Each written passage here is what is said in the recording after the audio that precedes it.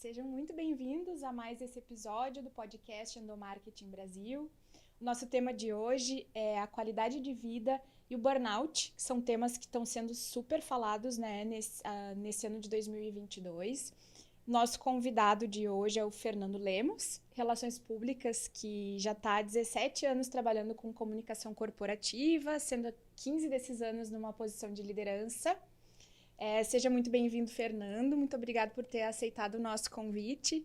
Conta um pouquinho para nós a tua trajetória e as tuas descobertas dos últimos anos. Tudo bom, Cris? Obrigado pelo convite. Obrigado também a Pix Media, né, pela oportunidade de estar falando sobre esse assunto, né, tão relevante, né? E principalmente aproximar esse assunto, né, da comunicação, né, dos profissionais de comunicação. Sim. Né? Então, realmente, eu me formei na Unicinos em 2004 como Relações Públicas e desde então eu venho trabalhando, né, no ambiente corporativo, né, em empresas, sempre na área de comunicação, e uma das atividades, né, onde eu me relaciono muito é a comunicação interna. Então, daí eu tenho, né, essa aproximação muito forte. Durante esse período, né, quando eu assumi a primeira posição de gestão, eu fui fazer um MBA em gestão empresarial para poder falar com as pessoas, né, de outras áreas, né, porque a gente entende muito de comunicação, mas não entende, né, do restante. Então, fui procurar me especializar nesse sentido. Teve um momento, né, no decorrer aí que eu tive uma necessidade de ampliar, né, essa visão, e aí eu fui para o mestrado de comunicação e realmente mudou, né, a minha visão, e aí me trouxe essa aproximação com, né, a saúde mental das pessoas e a comunicação, né? Então daí que eu comecei, isso foi em 2016, 17, 18, né? Então daí que eu comecei a olhar com outro viés para o nosso papel enquanto profissional de comunicação, tá? E aí agora isso fez com que desde então eu começasse a pensar sobre, né, me qualificar melhor nessa área de saúde mental.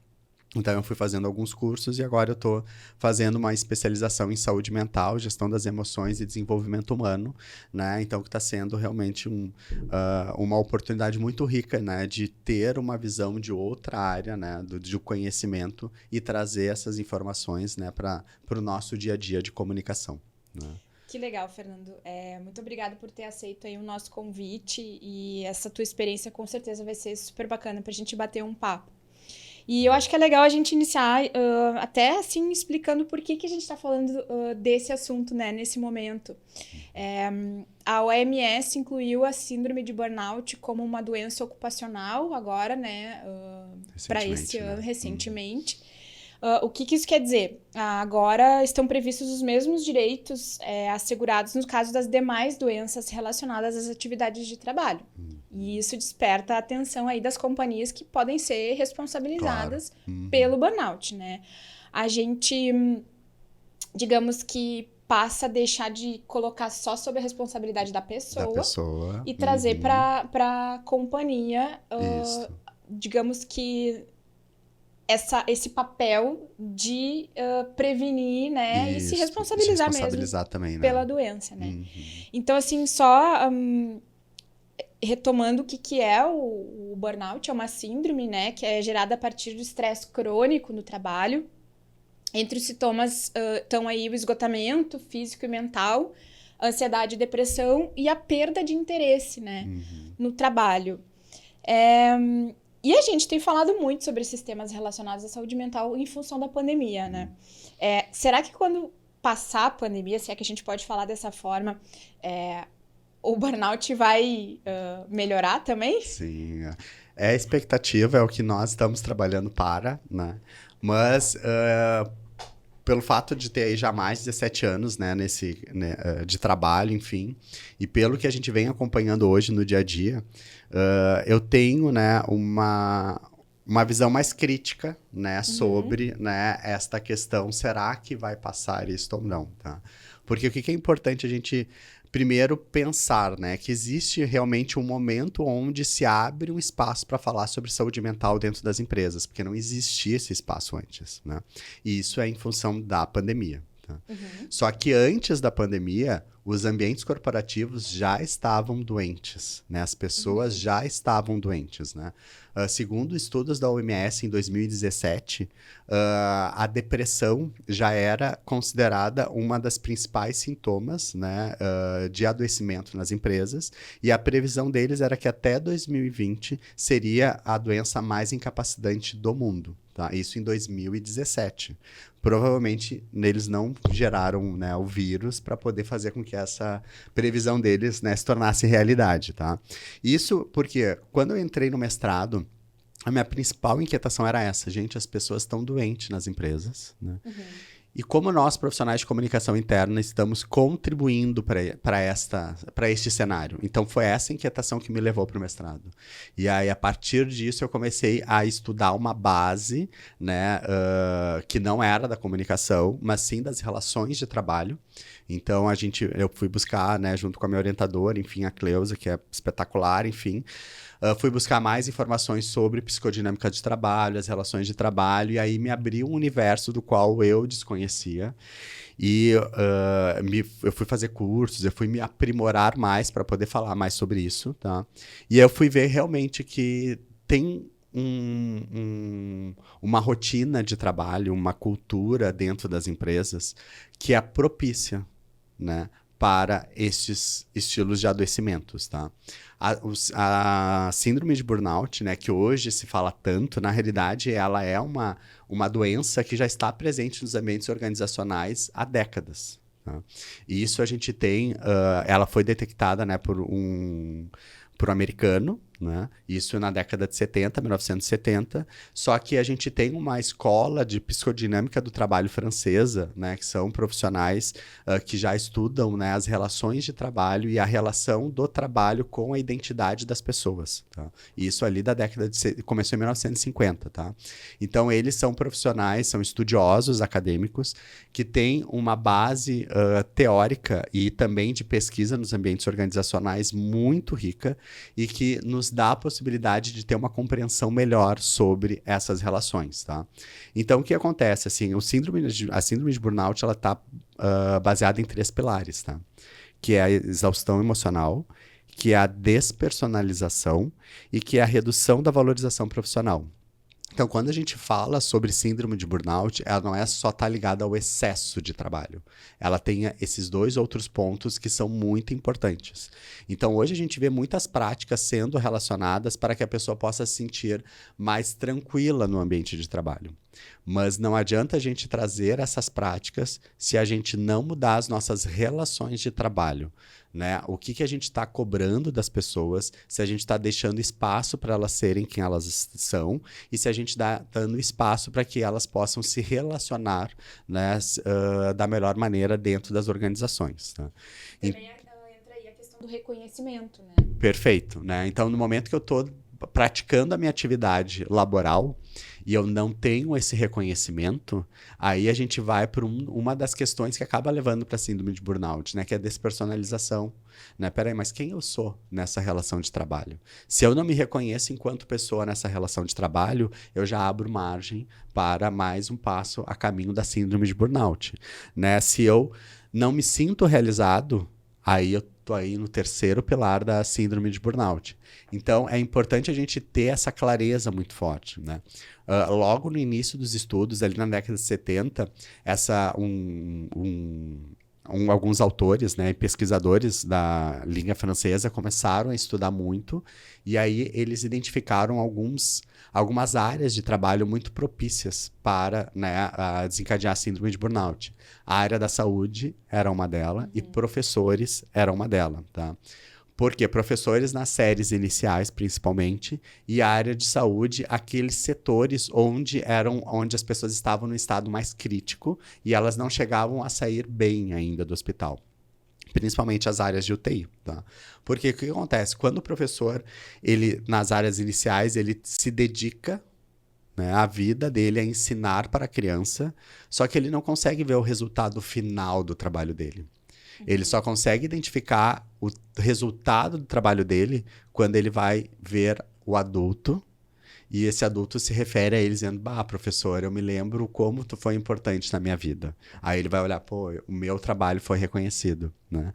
E o profissional, por exemplo, da área de CTI, o que que acontece? Ele está dentro do trabalho dele, ele está num ambiente extremamente tenso, num ambiente extremamente onde ele é cobrado, imagina, tem uma vida ali, né, nas mãos dele, só que a pessoa sai de lá, ou ela morre, ou ela vai para o seu quarto dar continuidade ao seu tratamento. E ela não sabe se valeu a pena o trabalho que ele investiu lá, né? Então, por isso que é muito importante, quando a gente fala de reconhecimento, é ser um reconhecimento não de premiação, sabe? Um reconhecimento onde a gente possa dar algo em troca das pessoas, mas aquele reconhecimento de mostrar o quão importante aquela pessoa é para a empresa, para a realização da sua atividade, né? Então, acho que isso são as premissas básicas, assim, sabe, hoje, que nós precisamos ter em mente, né, sobre síndrome de burnout. Porque realmente está na moda, né, falar sobre síndrome de burnout, e a gente sempre precisa ter um cuidado muito grande quando a gente começa a ter esses termos na moda, né? Porque daqui a pouco passa a moda e aí as pessoas vão continuar doentes, né? Sim, e aí a gente acaba tomando algumas atitudes em função da moda, Sim. sem tratar estruturalmente do Isso. problema, e aquela Aham. onda passa e o problema Isso. E a fica. gente acaba copiando modelos, né? Ah, não, olha só esse case bacana daquela empresa, vamos aplicar na nossa. Tá, mas espera aí. Não adianta eu ter uma sala zen na minha empresa se eu não tenho uma liderança aberta para discutir ideias divergentes com a sua equipe. Não adianta. Eu vou continuar não reconhecendo o sujeito, eu vou continuar mantendo um dos pilares da despersonalização e eu vou continuar mantendo um dos pilares que é não dando oportunidade da pessoa se realizar profissionalmente. Então não adianta. E aí entra a própria questão da comunicação, né? Total. O que adianta a gente fazer uma campanha relacionada a bem-estar? O que adianta a gente estimular que as pessoas cuidem da sua saúde mental, façam exercícios físicos, quando, na verdade, a gente está aí com uma sobrecarga, né, de trabalho, está com uma tensão, não está cuidando dessas relações, não está desenvolvendo os gestores para que eles tenham relações mais humanas, né? Fala um pouquinho mais da relação que todo esse tema de burnout tem com a comunicação. A comunicação. É muito bacana, Cris, a gente pensar nesta relação, tá? Porque realmente ela tá muito... Ela tá unida, tá? Mas para a gente pensar nisso, a gente precisa olhar a comunicação não mais sobre um viés instrumental, que é aquela comunicação com um fundamento matemático que a gente aprende lá na origem da faculdade, sabe? O emissor, o receptor, a mensagem, o canal, onde a mensagem só vai, depois ela volta, né? A comunicação, a gente precisa olhar com viés relacional, né? E para existir comunicação, precisa existir relação. Né? Não existe comunicação sem relação. A gente tem um autor, que é o Dominique Volton, onde ele tem um livro fininho, muito fácil de compreender isso, que é informar não é comunicar. Né? E aí, o que isso nos abre? A gente está hoje num ambiente corporativo e durante muito tempo a gente foi habituado, enquanto área de comunicação interna também, a falar o que a empresa quer. Né? E não abrir esse espaço para ter, né, o seu retorno. Tá? Por quê? Porque no momento que a gente abre esse espaço, a gente tem que estar aberto às ideias divergentes, a opiniões divergentes, e isso desacomoda, né? Porque nós somos donos da verdade, né? A empresa é dona da verdade. Por uma né? relação de poder mais hierárquica que Total. se teve, né? Isso. Todo esse tempo. Todo esse tempo, né? Então, no momento que a gente vai trabalhar comunicação, a gente precisa abrir espaço para as relações. E toda relação, ela é complexa, né? Não, é ingenuidade nossa achar que a gente vai entrar numa organização e achar que é um ambiente lindo, maravilhoso. Né? Porque se ela for um ambiente lindo, maravilhoso, é porque a gente tem pessoas que não divergem. E se não tem diversidade, não existe desenvolvimento. Né? Então, hoje se fala muito sobre diversidade, né? Mas diversidade de raças, diversidade de culturas. Só que a gente também tem que pensar na diversidade de ideias, né? Sim. Que já estão presentes no nosso dia a dia. E não existe espaço para isso. Né? Então, a gente criar uma comunicação relacional, existe a necessidade de não trabalhar apenas instrumentos de comunicação, mas principalmente as lideranças, porque são elas que são responsáveis pelo dia a dia e são elas as responsáveis por intermediar esses interesses diferentes, porque cada pessoa da nossa equipe tem um interesse, uma expectativa diferente do seu dia a dia de trabalho, né? Assim como a empresa tem o seu interesse e a sua expectativa, né, junto àquelas pessoas que estão ali. Então, qual é o papel da liderança? É poder, né, intermediar todas essas relações que divergem em alguns momentos, interesses que divergem, e levar todas aquelas, né, todos esses interesses e essas pessoas para o mesmo caminho, né? E por isso que a gente percebe a necessidade de ser trabalhada, né, a liderança enquanto um agente de comunicação e não só de transmitir as orientações da empresa. Porque transmitir a orientação da empresa, a gente tem instrumentos para isso. Mas como é que a gente vai fazer com que as pessoas realmente compreendam, aceitam e, principalmente, que elas possam contribuir, né, com as suas ideias, né, as suas visões, né, nesse sentido? Para a gente tentar tangibilizar, assim, como que é a ação da comunicação na preparação desses gestores? Seriam treinamentos? Como que... Sim, sim. A gente hoje desenvolve muitas questões de treinamento, né, sobre comunicação, né, sobre diálogo, né, abrir espaço para o diálogo das pessoas, né, e quando a gente fala de diálogo, a gente está falando realmente dessa relação, né, de ideias que vão e vêm e como nós podemos construir algo a partir de ideias divergentes, né, e isso a gente não aprende na faculdade, isso a gente não aprende no nosso dia a dia, né. Eu tive uma experiência aí recentemente onde a gente tinha enfermeiros, né? E os enfermeiros sempre traziam isso nos encontros. Olha, a gente na enfermagem, aí eles ocupavam posições de liderança, a gente não tem disciplinas que nos ensinam a fazer gestão. Né? A gente tem disciplina que nos ensinam a ser excelentes profissionais da assistência. Mas fazer gestão é outra coisa totalmente diferente, né? E aí a empresa precisa criar esses espaços de formação das pessoas, né? Dos seus profissionais, né, das suas lideranças, e uma dessas formações, né, ela é nessa questão de se comunicar, de se relacionar, de mediar interesses, né, de negociar interesses, né? Então, uma das possibilidades é essa, é criar esses espaços de formação. E que não adianta ser um curso de 1 a 2 horas, ela tem que ser uma formação continuada. Né? Eu tava pensando aqui que talvez a gente consiga resumir isso como um desenvolvimento de Programas soft skills Isto, perfeito. de comunicação Isto. desses gestores. Isto, perfeito. A gente tem alguns programas, né, desenvolvimento, os PDLs, né, que são, né, tradicionalmente falados, né. Esse é uma possibilidade de desenvolvimento dessas capacidades soft skills das lideranças, tá? E aí trazer profissionais, né, de comunicação que tenham essa visão de comunicação mais abrangente, mais relacional, né?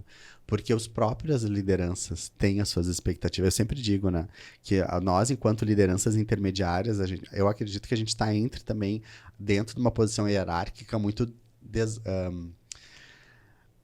desconfortável, né? Porque a gente sofre pressão da alta gestão e a gente sofre pressão, né, da nossa equipe, que tem interesses diferentes, né? E, ao mesmo tempo, a gente tem as nossas expectativas, né? Quando eu estava fazendo a minha dissertação, o meu projeto empírico, né? Eu reuni profissionais de comunicação interna, né? Consultores e profissionais que atuavam, né, dentro das empresas. E aí a gente fez um momento onde a gente aplicou a investigação apreciativa, né? Uma metodologia, né? E o grande pergunta era, né, como melhorar na comunicação interna, enfim, tarará. E aí, entre a conversa, enfim, teve uma pessoa que trouxe uma experiência onde ela dizia, não, porque, né, tem os deuses do Olimpo, né, que é a alta direção, eles estão muito mais abertos a nós do que a gestão, né, intermediária. E durante a conversa, o que também aparecia? Que a gestão intermediária estava usando todo o seu tempo para produzir relatórios a pedido da alta diretoria. Aí a gente começa a questionar, tá, mas espera aí. Se a alta diretoria está ocupando o tempo da gestão intermediária, né, pedindo relatórios, então eles também são responsáveis pela falta de tempo desse gestor intermediário, né, para ter mais espaço para cuidar da sua equipe. Né?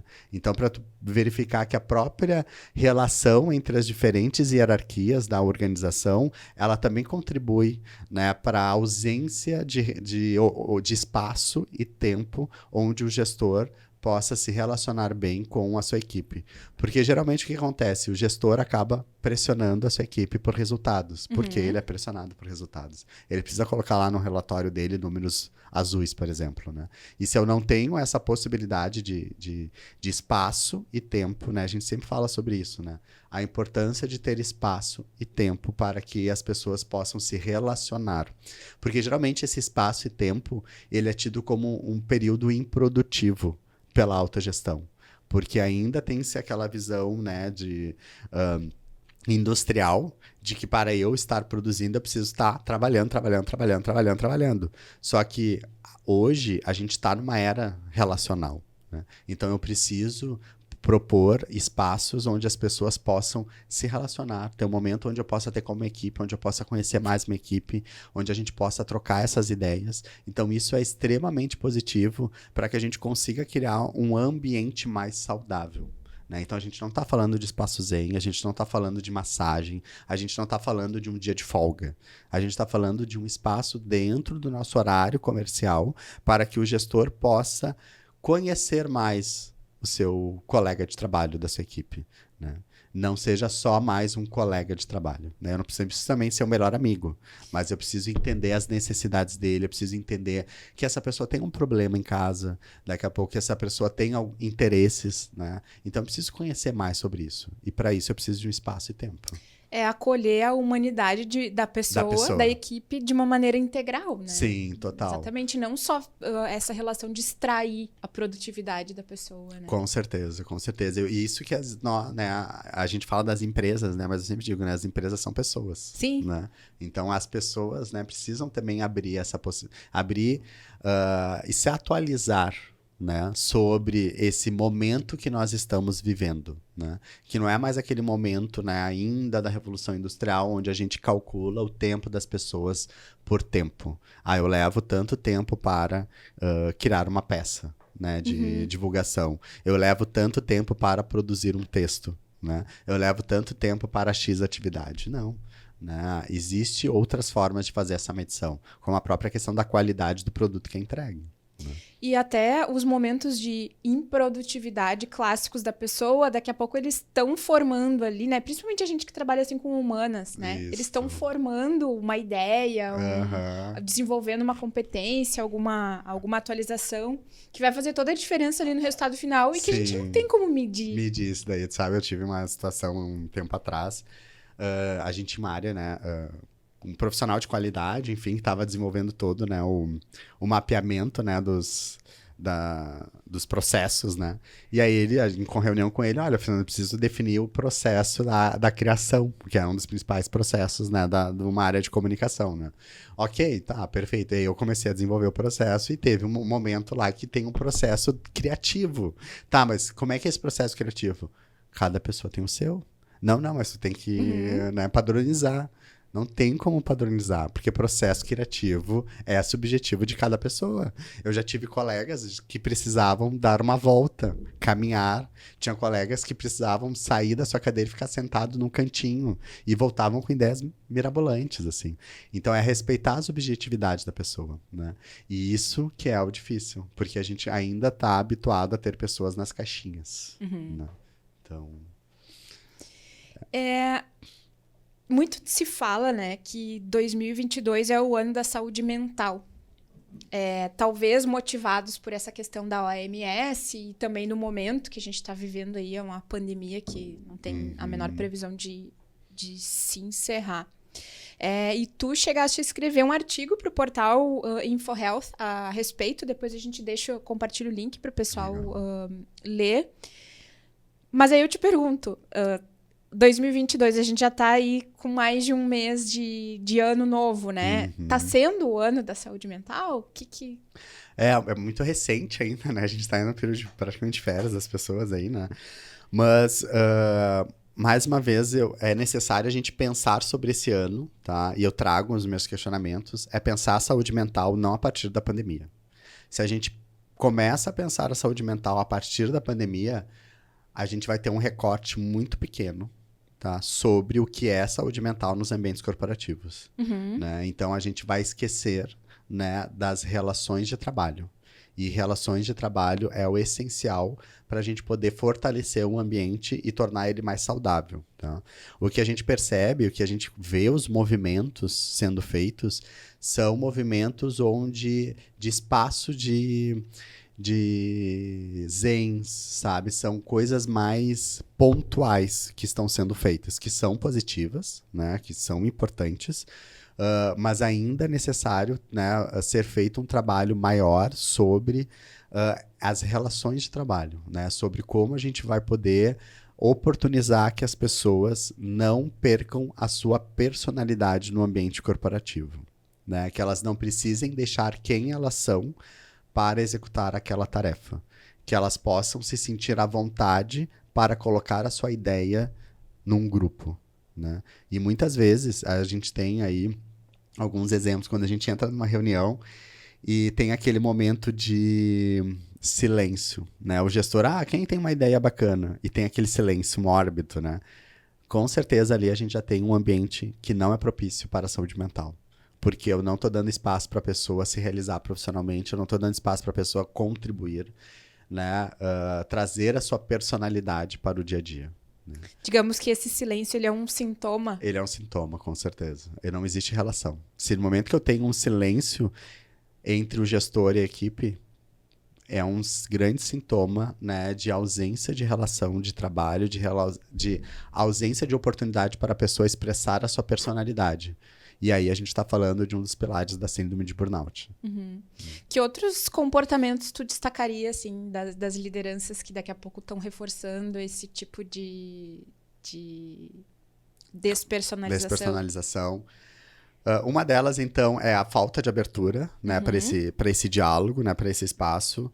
A outra questão é quando a gente fala muito do eu, né, e pensar não eu líder, mas eu equipe. Né? E não é eu equipe, na realidade, na equipe em si, né? Trazer as pessoas e fazer com que as pessoas possam aparecer para a organização. Né? Eu conheço como isso, por exemplo.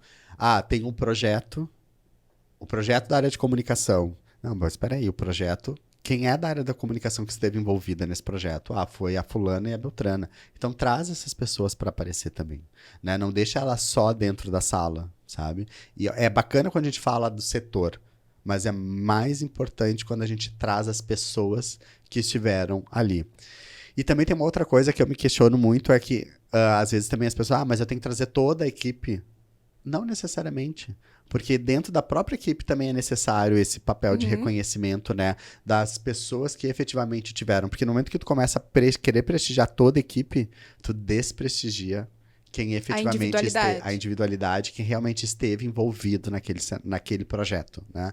E tu abre também oportunidade para que as pessoas possam trazer a sua identidade para projetos diversos, tá? Então, acho que isso é uma questão importante que a gente tem que refletir sobre como a gente está vendendo os projetos e como a gente está mostrando as pessoas que fazem parte da nossa equipe, tá? E é curioso porque pensando aqui em práticas principalmente pensando no jornalismo para comunicação interna, a gente sempre tentou, né?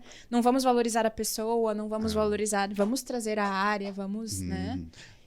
São mudanças de paradigma que a gente precisa, né, ficar atento. Porque a gente fala, porque isso é mais uma questão de anular as pessoas. Sim. Tá? Então, indiretamente, o que nós estamos fazendo? Anulando a pessoa e fazendo com que a área seja mais importante e a empresa seja mais importante. Só que a pessoa... O que acontece, assim, a psicodinâmica do trabalho, ela traz um estudo muito importante do impacto do trabalho na formação da identidade das pessoas. Tá? Então, as pessoas, elas começam a formar, elas têm a sua identidade, tá, formada, mas tem um papel importante do trabalho, que é o quê?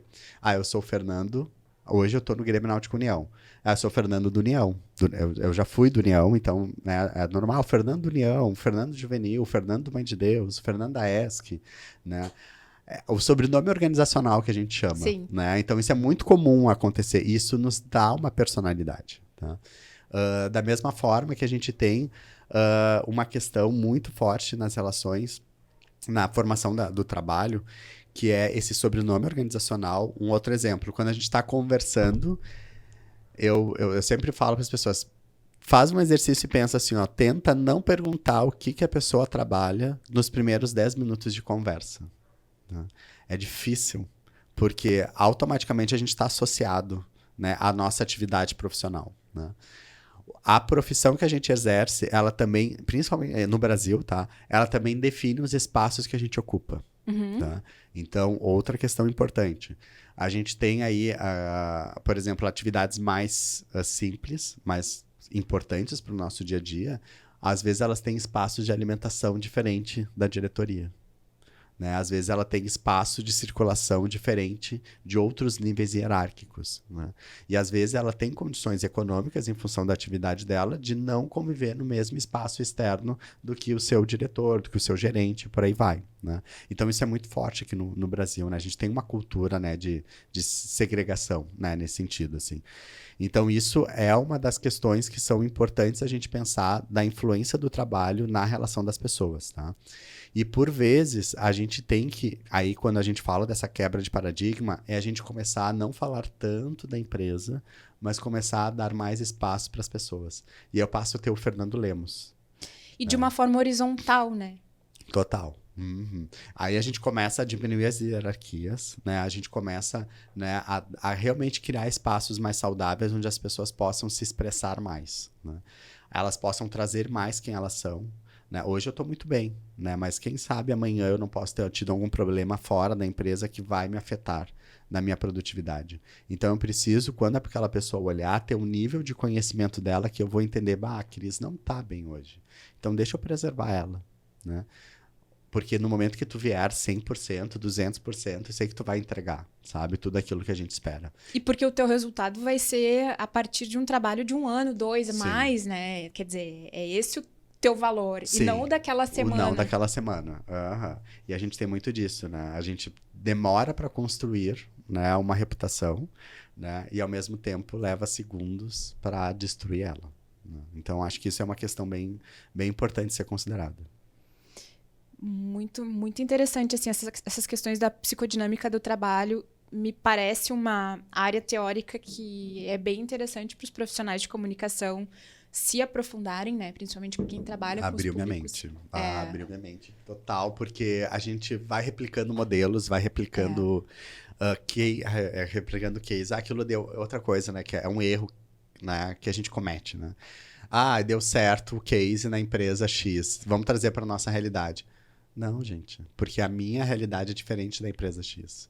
Né? E não é só a questão econômica, mas é a questão das pessoas que fazem parte daquela questão. Pessoas, valores. Né? Valores, enfim. Né? Então, a gente precisa conhecer as pessoas que fazem parte da nossa instituição para entender como é que é a dinâmica. E também não adianta conhecer as pessoas a partir da visão da empresa. Eu tenho que conhecer as pessoas a partir da sua própria visão. E como que o que mais que a gente pode falar sobre como que os profissionais de comunicação podem contribuir para, né, provocar essa mudança de visão dentro das empresas? Uma questão, acho que é bem importante, a gente poder, enquanto profissional de comunicação, profissional que produz, né, o que vai ser, o que a empresa vai, né, dizer nessa questão. E a gente poder também, se for, capacitar para poder questionar, né? Poder dizer, olha, gente, talvez isso que, né, quer ser dito possa ser dito de uma maneira diferente. Porque a gente tem a condição de olhar além, né? Olhar para depois, assim, né? E não só naquele momento. Tá? Então, acho que é a questão de poder capacitar, né? E não só na nossa área, mas buscar outras formações, tá? Para que a gente consiga, e formações humanas, formações de negócio, enfim, ter um olhar mais amplo, né? Porque a nossa área, ela acaba atingindo, né, muitas áreas da empresa, assim, né? Então, é importante a gente ter uma visão mais ampla, então a gente ser profissionais mais críticos, tá? E a gente ser profissionais que a gente se relacione mais. A gente não produz o conteúdo a partir da nossa mesa de trabalho, mas a gente busca produzir conteúdo junto com as outras áreas. Né?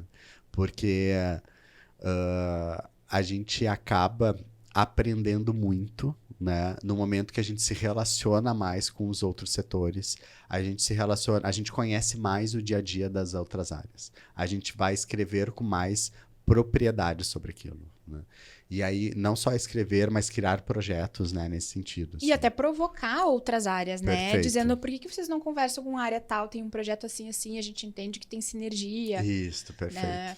Ou não, nós não podemos comunicar neste momento sobre isso aqui, porque tem alguma outra coisa concorrendo. Essa visão sistêmica da companhia, assim. Perfeito. A gente teve um caso a gente produziu onde eu estava antes, um material muito bacana, e aí na hora que a gente ia publicar na semana, saiu enfim, redes sociais, né? Então aí, né, as pessoas acabam, né, tendo espaço, que bom, né?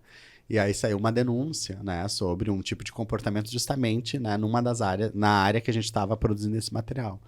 E aí a gente teve, né, esse olhar crítico de dizer, ok, vamos segurar essa divulgação, porque o que foi dito aqui impacta diretamente com esse material. Então não adianta eu criar um material lindo, maravilhoso, se internamente existe essa desconfiança. Então primeiro vamos trabalhar essa desconfiança para depois colocar esse material na rua. Né? Então isso é um papel do profissional de comunicação. Né? Isso que tu falaste, a gente tem um olhar mais amplo, mais generalista, mas a gente tem que aproveitar esse olhar generalista para saber o momento exato de dizer aquilo que precisa ser dito. Né? E não só porque o material ficou lindo, maravilhoso, que a gente vai colocar na rua. Porque isso também, aí a gente fala de outro fator que interfere diretamente na saúde mental das pessoas, que é a diferença do que é dito e do que é vivido. Né? Então, mas espera aí, eu estou dizendo que a minha empresa é X, só que no meu dia a dia eu sinto outra coisa completamente diferente. Então, são os discursos que nós produzimos, e aí tem a importância e o papel muito válido do profissional de comunicação, é poder olhar e dizer, gente, será que realmente a gente pode se apropriar desses atributos que a gente está colocando? Se não, o que a gente pode melhorar internamente para poder dizer que realmente nós somos uma empresa X, uma empresa Y? Porque no momento que a gente se apropria disso e coloca na rua, as pessoas internamente, mas espera aí, para quem eles estão falando isso, sabe? E me chama muita atenção que esse assunto tem voltado constantemente aqui no podcast, né? Sim. Hoje nós estamos no nosso terceiro episódio e essa questão de coerência entre discurso e prática, ela sempre acaba voltando, né? E até uma observação relacionada ao nosso trabalho de comunicação, que muitas vezes nós vamos ser demandados para comunicar, e a nossa recomendação vai ser justamente não fazer nada. Né? Ou que a área volte e faça o seu dever de casa, e depois, daqui a um tempo, retorne com outros resultados, e muitas vezes eles nem voltam. Isso. Né? Então, eu acho que... A gente desacomoda, né? A gente desacomoda as outras áreas, Isso. Né? Porque existe aí uma transferência de responsabilidade. E aí, tipo, põe a comunicação vai produzir uma coisa bacana. De comunicação. É muito tudo. fácil dizer, né? E aí, é normal. Esse é problema de comunicação, mas tudo é comunicação. Né? Quando a gente para olhar a comunicação na sua essência, que comunicar não é informar, comunicar é relação. Então, tudo é comunicação. E às vezes tem problemas sérios de gestão, de processos, enfim, de dia a dia que não é com a gente, né? Também tem... Eu estava agora, né, numa experiência, e a gente teve, logo no início, quando eu entrei, né, não queremos construir uma instituição onde a gente tenha relações mais próximas entre as pessoas, enfim. E eu sou um profissional que eu gosto de me relacionar, sabe? Eu levantava para ir lá na área da contabilidade, eu me levantava para ir lá em outra área e tal, da tecnologia, enfim. Porque tem coisas, enfim, que fogem do meu conhecimento, sabe? Então, peraí, vem que desenha para mim para poder compreender, né? E aí, não, Fernando, tem que ser pelo sistema. Gente, peraí. A gente quer construir uma instituição, né, mais humana, e eu tô dizendo que eu só posso me relacionar com a pessoa pelo sistema, então a gente tem que repensar que instituição humana que a gente tá querendo constituir. Então ali a gente já começou, então é essa visão crítica, sabe, que a gente tem que se capacitar para poder trazer para a organização. Por que eu digo se capacitar, tá, Cris? Porque pra gente sair daquela posição de reclamão, tá? Sim, Então, rebelde sem causa. Não, gente, peraí. A gente quer construir uma organização mais humana, então o que é uma organização humana? É uma organização X, Y e Z. Então, no momento que a gente está colocando essa prática aqui, a gente não está olhando para essas condições de uma condição humana, de uma organização humana. Então, vamos repensar as práticas para que realmente a gente seja uma organização humana. É importante o sistema, é essencialmente importante, tá? Até para a gente olhar melhor os nossos processos. Mas eu também não posso colocar tudo no sistema, se eu quero ser uma organização humana. Né? Então, são esses paradigmas, né, que a gente acaba encontrando no nosso dia a dia. E muitas vezes o nosso papel ele não vai ser fazer, mas sim recomendar. Muito. Provocar a mudança, né? Muito. Seja alta gestão, seja outras áreas, seja pares. Isso. Então, assim, é a realização do nosso sonho de deixar de ser operacional e virar estratégico. Eu acho que a pandemia, até eu passei por esse processo na pandemia agora, que a gente conseguiu dar um ar mais estratégico para a área, tá? Porque a gente começou a mostrar mais para as outras áreas que eles eram os produtores de conteúdo. Né? Então, não precisava muitas coisas passar por nós. Né? Eles podiam produzir o conteúdo, porque eles eram as pessoas capazes, né? E as pessoas com propriedade de falar sobre aquilo. Então, não precisava passar por nós. Né? A gente estava ali orientando no início, enfim, dando, né, os caminhos, mas, tipo, meu amigo, vai atrás e é isso, sabe? Então, e aí a gente passa a ser uma área, e aí a gente consegue ser uma área com menos pessoas, né? Porque a gente está envolvido mais nessa estratégia, mais na orientação das outras áreas. É né? um papel também de curadoria. De curadoria. Porque aí a gente também tem que deixar o nosso ego enquanto profissional de comunicação, né? E aceitar que eu não sou mais a pessoa que vai produzir. Mas eu sou o profissional que vai olhar o que está acontecendo na nossa instituição, olhar quem são as pessoas e vão dizer, peraí, aquela pessoa pode ser uma pessoa bacana, né, que vai produzir, que já está produzindo algo bacana. Então, como é que eu posso aproveitar ela para, né, ser um agente de comunicação dentro da instituição, né? E até quando a gente fala de liderança, tá? A gente vem acompanhando aí pesquisas já nos últimos 5 anos, no mínimo, que apontam que os gestores das empresas indicam já a liderança como sendo o principal canal de comunicação. Né? E aí, o olhar, né, que a gente tem que trazer assim, ok, canal de comunicação é uma coisa. Né? O que é um canal? É quando eu coloco, né? Aí sempre vem os Cleusa, né? A gente coloca a informação aqui e vai para lá. Né? Então, a gente tem que tornar eles agentes de comunicação, que é possibilitar que eles possam se relacionar e fazer com que eles consigam aceitar as divergências que vêm a partir daquela informação que eles estão sendo colocados, né? Porque o que acontece? Já é visto que as lideranças são essenciais no processo de comunicação, tá? Porque as pessoas não estão mais lendo e-mail, não estão lendo mural, não estão vendo TVs. Elas precisam das lideranças para que as informações, enfim, circulem com mais facilidade dentro da instituição. Só que eu tenho que formar essas lideranças para que elas não sejam apenas um canal que vai cascatear a informação de cima para baixo, né? Que é a cascata, né? A informação vem e ela não volta, né? Então, como é que a gente pode realmente tornar esse profissional a pessoa que vai ser um agente de comunicação? Sim, isso é ir muito além de fazer um roteiro para esse gestor utilizar na sua reunião, né? Na sua reunião, lindo, maravilhoso. Daí vem uma fala diferente, aí olha aquele olhar, tem que falar com o RH. É o que acontece, né? Exatamente, ou até às vezes um comentário que, isso aqui é o que a empresa está dizendo, mas eu não concordo muito, então quer dizer... A gente tem que ir muito além disso, assim.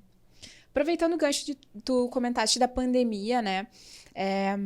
Tu estivestes à frente da comunicação corporativa de uma instituição que tinha um grande hospital entre as suas iniciativas, né?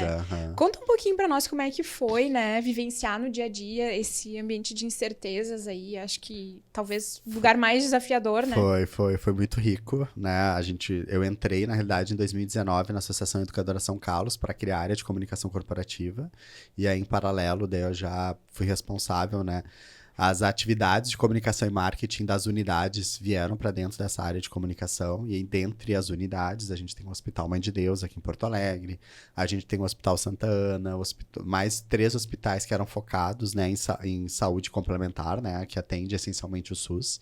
Só pra gente ter uma ideia, assim, quantos colaboradores, mais ou menos? 4.000. A gente está falando porque tinham escolas, 3 escolas, e mais um serviço que era muito bacana, é muito bacana, né? Enfim, que fazia um trabalho que é o Centro de Atendimento aos Migrantes, né? Que é Que legal. outra realidade, assim.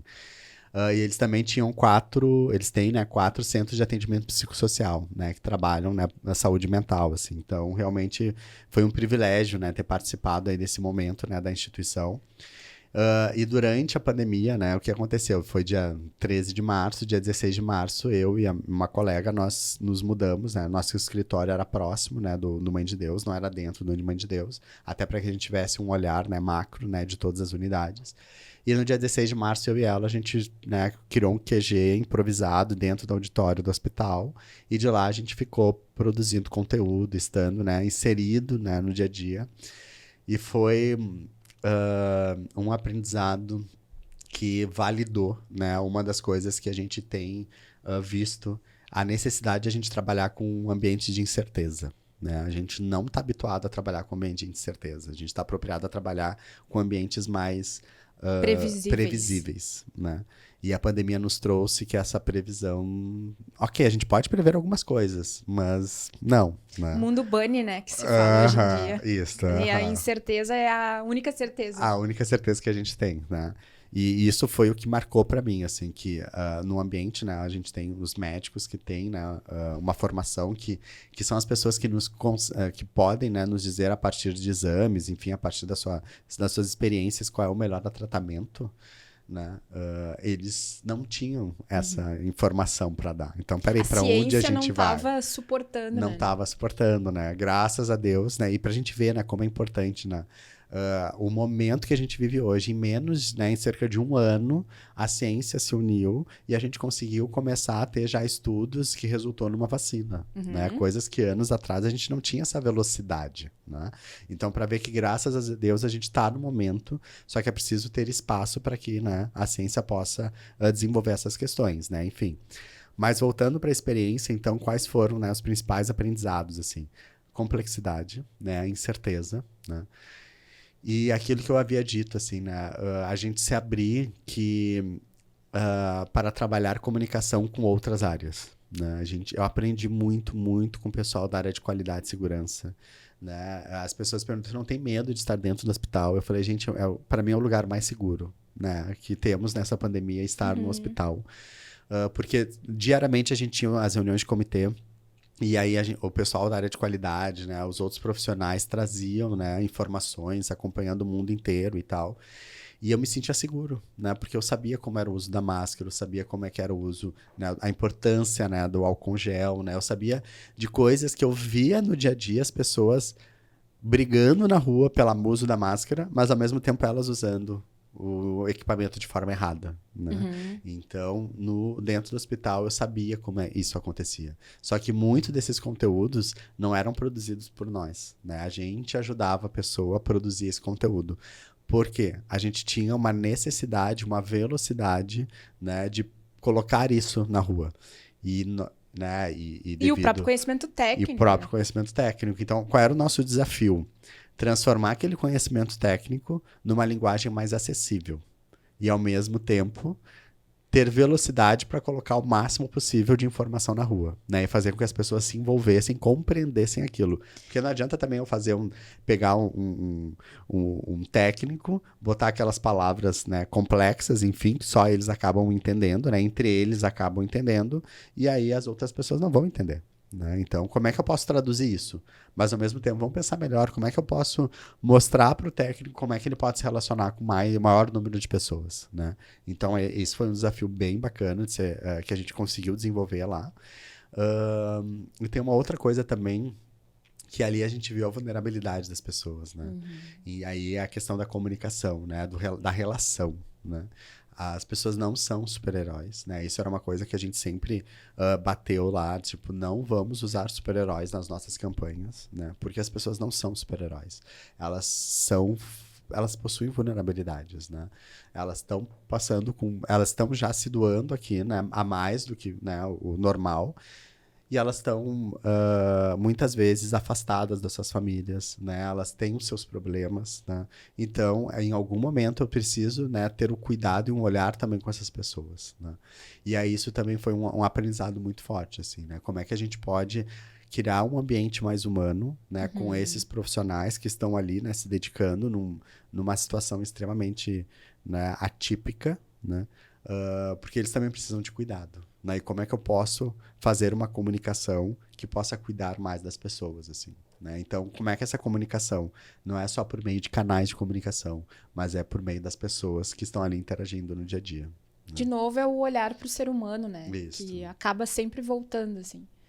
Um outro ponto que, dividindo aqui da minha experiência, que a comunicação interna teve um papel muito forte na pandemia, foi a questão, no estouro da pandemia, ali quando tudo era desconhecido, era também ter a credibilidade, né? As informações. Preste atenção nas informações que nós estamos passando, né? Elas estão fundamentadas, elas estão aqui organizadas, centralizadas, conforme que vocês precisam saber.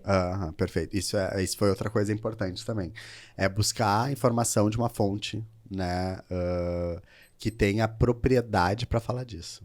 Né? Exatamente. Então, é por isso de envolver quem são as pessoas que têm propriedade para falar desse assunto na organização. Né? E no que interessa para o nosso negócio, isso. né?